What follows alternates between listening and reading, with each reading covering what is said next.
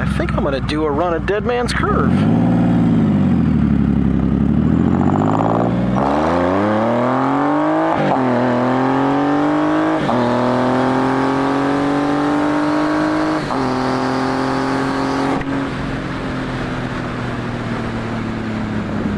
So he's gonna do a quick run.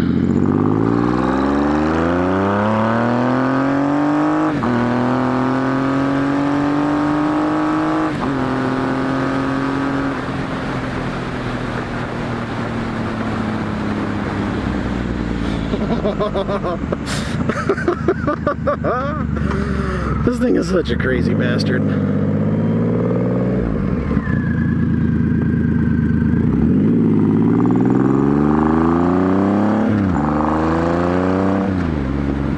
Oh, up to 120 like nothing. Just pulls and pulls.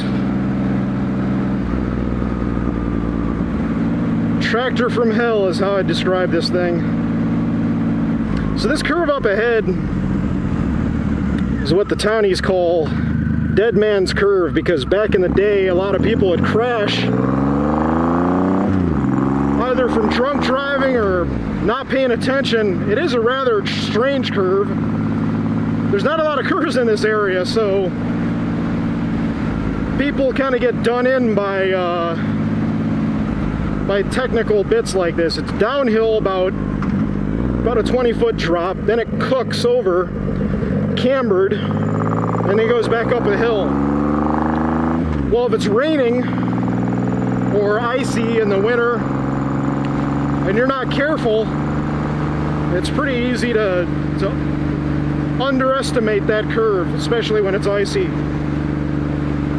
can lock up your brakes and go sliding off the road. So yeah, Northwest Ohio, flat, mostly flat, straight, boring roads, but amazing metro parks, really, really, really cool trails, and especially Rails to Trails is really cool. We walked that the other day. I'll try to include a photo.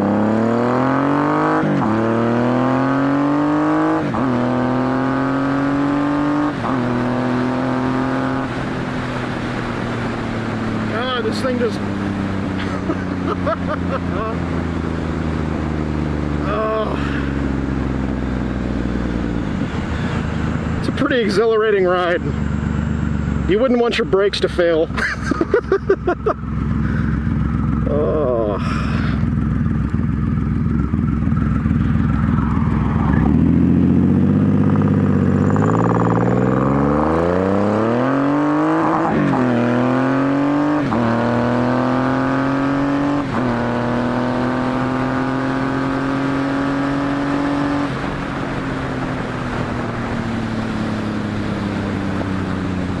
God, 0 to 120 is just like pure lull. Gravel, no traction control.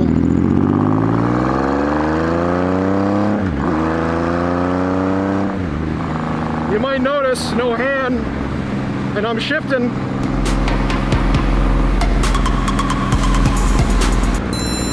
The clutchless upshift's pretty easy, so if you're into drag racing, all you got to do is jockey the throttle a little bit. You can roll back and check out those sections where I was full throttle accelerating up to the red line. And all you got to do is put a little bit of positive pressure on the shifter, pushing up, and let off the throttle just momentarily. I'll do it right here.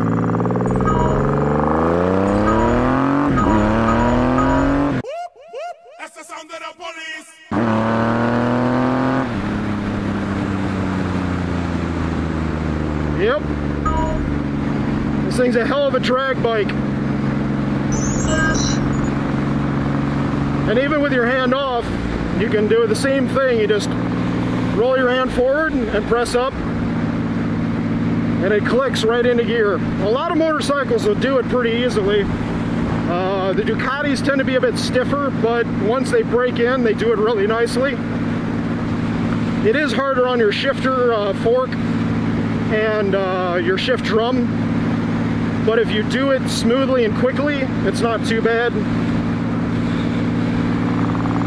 I did it all the time on my Speed Triple, and that thing is built like a tractor, so I think it's just that the Triumphs can, they're over-engineered to be beating the hell out of practically bulletproof engines,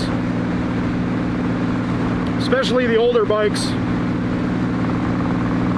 But that's part of, I mean, yeah, granted, I'll complain that Triumphs are heavier, like the Triumph Scrambler versus the Ducati Scrambler is almost 100 pounds heavier, but you could beat the living hell out of that Scrambler and you're not going to be worrying about warranty claims too much compared to maybe a Ducati, which is meant to have more aluminum parts, be lighter weight, easier to throw around, and it's just intended to be more of a performance bike.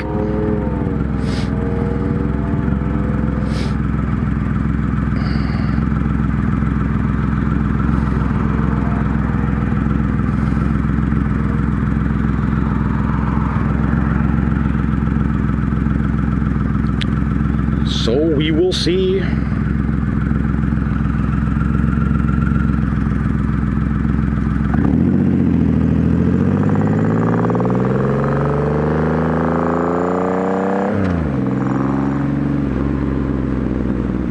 Looks like I got a cop pulling me over.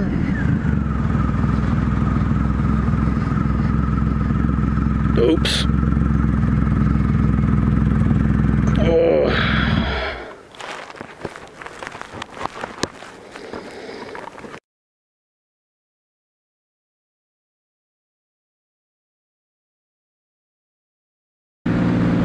So go figure. My first ticket in probably over 5 years. And I got pulled over by a park ranger. Oh man. You saw how ridiculously fast I was going. It could have been much worse. Doing the speed I was going, I could have easily gotten a reckless op. But because it was in a metro park area, and he decided to cut me some slack, I think I got some miles per hour shaved off, and I will just have to pay a fine. No points, nothing on my record, nothing. So, whew. Another +1 for being respectful and polite and pulling over right away when cops turn their lights on. Because holy crap, did I go blowing. I went blowing by him. I had no idea that a piddly little white Jeep with a bar across the top would be a park ranger. I didn't think they drove those things. West Coast. Time to root.